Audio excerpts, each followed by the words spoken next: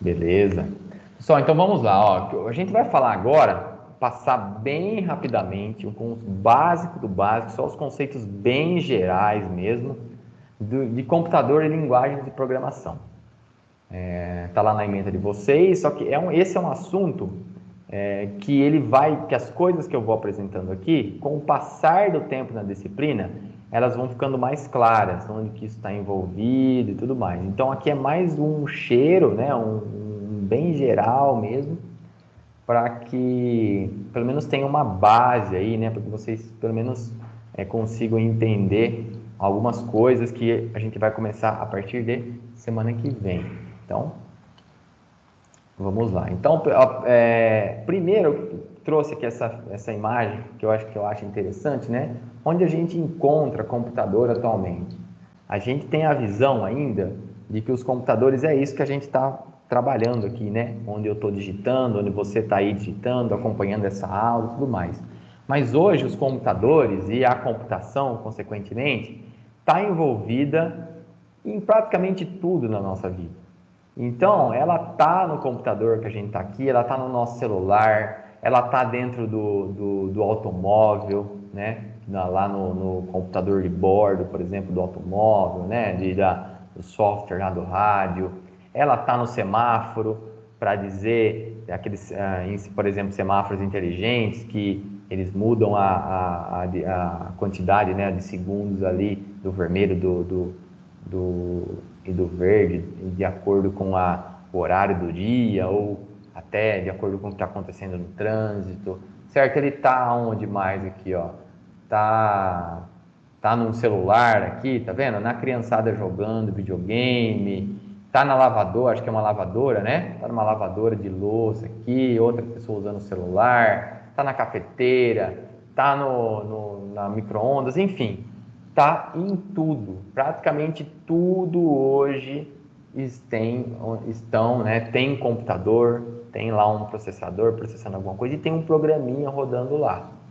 Então, assim, tudo isso, vocês estão começando aqui, né? A gente está começando o curso de ADS de vocês, então para vocês verem a gama de possibilidades, onde esses algoritmos que a gente já começou a fazer, né? Os não computacionais, que a gente vai começar a programar semana que vem, para você ver onde que estão, né? Tudo isso aqui, dentro de todos eles existem lá estruturas de repetição, estruturas condicionais, sequenciais, e a gente não vive mais sem. Faz tempo que a gente não vive mais sem isso aqui. Então, o computador, no caso, né, aqui ele é composto por basicamente, três componentes, que é o hardware, o software e o sistema operacional. Então, tem aquela brincadeira, né, que acho que todo mundo já ouviu, que o hardware é o que a gente chuta e o software é o que a gente xinga. E é bem isso mesmo. O hardware ele é a parte física, né, do nosso do computador, certo? Então é o chip, é a memória, é o que a gente consegue segurar, né? O concreto, certo? É o seu computador aí, é o seu notebook, é o seu celular, são os componentes eletrônicos, né, que estão dentro. Então esse é o hardware. E o software é o que a gente vai trabalhar aqui. E é o que vocês vão ver aí durante todo o curso de vocês. A gente vai aprender a desenvolver software, né? Que são ali as tarefas que são determinadas por um algoritmo aqui. Então, o software nada mais é do que um algoritmo, um conjunto de algoritmos, né? Um negócio gigante e tudo mais. E esse conjunto, essas instruções, esses algoritmos, ele é implementado usando uma linguagem computacional que é chamada aí de programa. Então, o que a gente vai fazer são programas de computador. Aqui tem uma bem básico aqui, ó, as camadas de software e hardware. Então, aqui a gente tem a nossa camada de hardware, né? Então, são os dispositivos físicos, né? A microarquitetura lá de dentro, no chip e tudo mais, uma linguagem de máquina e o sistema operacional, que é o que faz a interface aí entre o nosso software que a gente vai desenvolver e o hardware. No caso aí, por exemplo, creio que a maioria de vocês usa o Windows como sistema operacional. Eu, no meu caso aqui, eu estou usando o Linux. Ele faz aqui a interface entre o hardware e as aplicações. As aplicações, por exemplo, aqui, ó, o sistema bancário que vocês usam, né? O sistema de reserva, quando a gente podia, né? viajar, né? Não sei se todo mundo já fez lá uma reserva no ticket de avião, de ônibus, tudo mais, e o navegador, enfim, esse tipo de coisa. Aqui tem os compiladores também, que a gente especificamente vai trabalhar muito aqui, ó, muito aqui, escrevendo programas. Então a gente vai usar editores para escrever programas, e em Python a gente vai usar um interpretador de Python. Compilador só o semestre que vem, tá? Vocês vão entender depois a diferença disso aqui.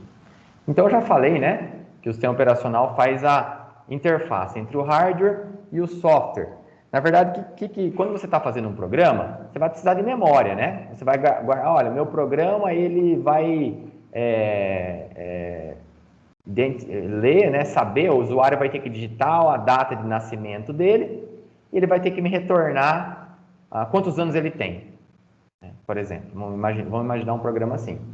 Quando você programa isso lá, você vai precisar de memória para armazenar a data que o cara nasceu, né? Você vai precisar de processamento, porque você vai ter que processar. Quando você faz isso no seu programa, você executa esse programa, quem vai te fornecer a memória, quem vai te fornecer o processamento é o sistema operacional. Tá? Então, ele aloca recursos e ele controla também qual programa vai ser executado e tudo mais. Então, vocês vão ter uma disciplina só de sistemas operacionais. Vai passar um semestre inteiro estudando apenas sistema operacional. Tá? É um negócio legal, é bacana para a gente entender como que as coisas funcionam, né? Aqui uma arquitetura básica, eu destaquei aqui que é bem de alto nível. Vocês vão ver isso aqui também. Acho que vocês já estão vendo, né? Arquitetura de computadores. Acho que é nesse semestre, se eu não me engano. Vocês vão ver isso aqui, a arquitetura de von Neumann, tudo mais. Essa aqui é mais de alto nível ainda. Então aqui a gente, numa arquitetura de computadores, basicamente a gente tem a entrada, que é o teclado, o microfone, a câmera, tudo mais. O processamento, que usa memória, certo? Interna do computador, né? E usa também o HD, CD, esse tipo de coisa. E a gente tem a saída, que o mais básico é o monitor.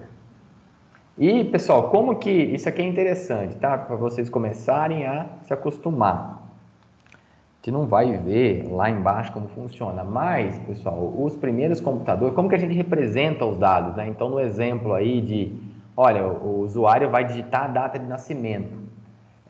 Como que isso é armazenado lá dentro, né? Os primeiros computadores, eles eram eletromecânicos, era um negócio mecânico mesmo, né? Cheio de válvula, aí depois veio o transistor, que você conseguia aí reduzir, gastava-se muita energia aqui, você conseguia reduzir a energia, a potência consumida, né? E no final das contas, o que o computador entende, isso aqui é o legal, é difícil de acreditar, mas o computador, ele é representado por níveis lógicos de 0 e 1. Então, tudo na computação, tudo lá embaixo, no último nível de um programa, são zeros e uns. Por isso que a gente fala, né, computação tem a ver com binário, né? Então, tudo, pessoal, uma foto que você vê postada lá no Instagram, aquilo lá é 0 e 1. Esse Microsoft Teams aqui, lá no fundo, é só uma sequência de 0 e 1. É uma sequência interminável. Ninguém é capaz de entender aquilo ali, né? De você olhar, opa, esse monte de 0 e 1 aqui é uma foto que eu tirei em tal lugar. Não dá, não dá. Então, os programas que a gente vai fazer, eles vão se transformar em 0 e 1 lá embaixo, né? Que é onde o nosso hardware vai entender. Então, tudo em computação, pessoal, é 0 e 1. Né? Lá embaixo, por exemplo, ele fica jogando, né? Energia sem energia, né? O processador. Quando está sem energia, significa que é 0. Quando está com energia, significa que é 1. Então, por incrível que pareça, certo? Difícil de acreditar isso, mas não é possível. Mas tudo em computação é uma sequência interminável de zeros e uns. Tá? Vocês vão ver isso melhor na disciplina de arquitetura, mas já acreditem nisso. Bom, eu vou ver se a gente consegue fazer no decorrer do curso alguns exemplos mais práticos, mais lá no fim, onde a gente consegue enxergar essa questão do 0 e 1. Dá para você pegar e, por exemplo, pegar uma imagem e você colocar umas mensagens secretas dentro da imagem, né? Não que você vê a imagem e lê, consegue entender a mensagem lá, lendo, vendo a imagem. Não, a imagem vai continuar a mesma, só que a gente vai mexe uns bits lá, uns 0 e 1 das imagens, que você manda a imagem para alguém, e se a pessoa tem um programinha lá que você fez, ela consegue ler o que você passou. Enfim, então é um negócio bem legal que dá para fazer. Bom, então, pessoal, ó, toda a informação armazenada no computador é representada por valores binários, zeros e uns. E eles são, essa informação, elas são manipuladas, né, por portas lógicas. A gente vai ver no curso também, que é E, ou, vocês vão ver com matemática também, operações lógicas. Então, é basicamente isso. Um computador é basicamente 0 e 1, e operações desses zeros e uns aí usando portas lógicas. Bom? E aqui, um pouco mais próximo do que a gente vai fazer, são as linguagens de programação. Um programa, quando a gente tem um programa, por exemplo, o Microsoft Teams aí que a gente está usando, ele é executado em qualquer dispositivo, no caso aqui a gente está usando, né, um sistema operacional, né, capaz de interpretar e executar as instruções que o compõem. Então, o Microsoft Teams aí, ele é um algoritmo, né? São vários algoritmos dentro dele. E o nosso computador ele consegue interpretar essas instruções e fazer com que a gente está aqui agora, né? Então, no fundo, é isso. A linguagem, como surgiu as linguagens de programação? É porque, pessoal, ninguém consegue programar em 0 e 1, né? 0001, 001 e tal, né? Só se o cara for muito maluco, né? Acho que não existe ninguém que consiga fazer algo um pouquinho mais complexo usando 0 e 1. Mas, então, o que acontece? As linguagens de programação, elas chegaram para abstrair um pouco isso. Olha, você não vai precisar programar em 0 e 1. Eu estou te dando aqui uma linguagem mais de alto nível, você vai programar em uma linguagem que se aproxima da que a gente entende, se aproxima, tudo bem? E aí o computador, ou compilador, no caso, né, ele vai transformar aquilo em 0 e 1. Então tem um cara aí no meio que chama compilador ou interpretador, que vai pegar aquele código mais de alto nível, certo? E descer no nível do computador. Bem, o alto nível é mais o que a gente entende e o baixo nível é o que o computador consegue entender. Então, para isso, né, que existem as linguagens de programação, para aproximar nós aqui, a nossa linguagem, o que a gente entende, da linguagem de máquina, que é o que o computador entende.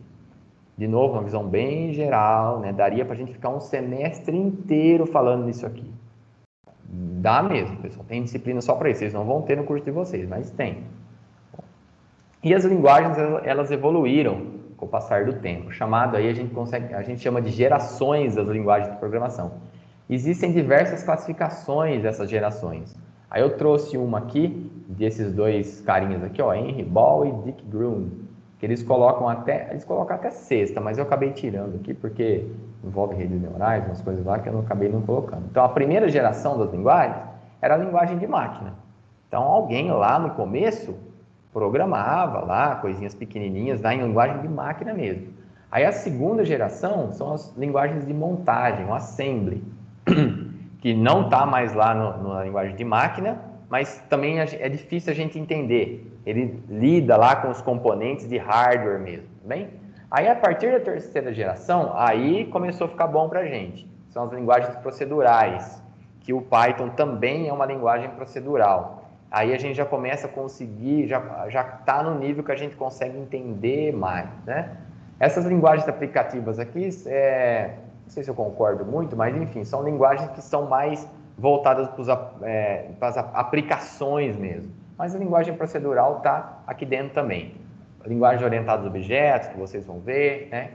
E outras coisas mais. E a quinta geração, que os dois autores chamam de linguagem voltada à inteligência artificial, como linguagens lógicas. Então, tem o paradigma lógico de programação, ele chama de quinta geração. Também não sei se eu concordo muito não, mas tudo bem. É só para vocês entenderem, principalmente essas três primeiras aqui, ó. Começou lá embaixo, linguagem de máquina, difícil da gente entender, certo? Então, precisava programar lá para fazer a máquina entender o máximo possível, certo? Lá no nível baixo mesmo. Aí levantou um pouquinho o nível, ó. Agora eu não preciso mais mexer no 0 e 1, entre aspas, tá? Agora eu consigo mexer nos componentes ali do hardware, entender o que está ali dentro, o que não está. E a terceira geração, que é o que a gente vai trabalhar aqui, junto com a quarta também, são linguagens que a gente já consegue, já consegue entender mais, são instruções que a gente consegue passar para o computador. Então é o meio termo aí entre uma linguagem nossa mesmo e a linguagem de máquina. Ok? É isso, pessoal, bem geral, né? Rapidinho aqui para a gente entender mais ou menos os conceitos de computadores e linguagens de programação. Vou parar a gravação aqui.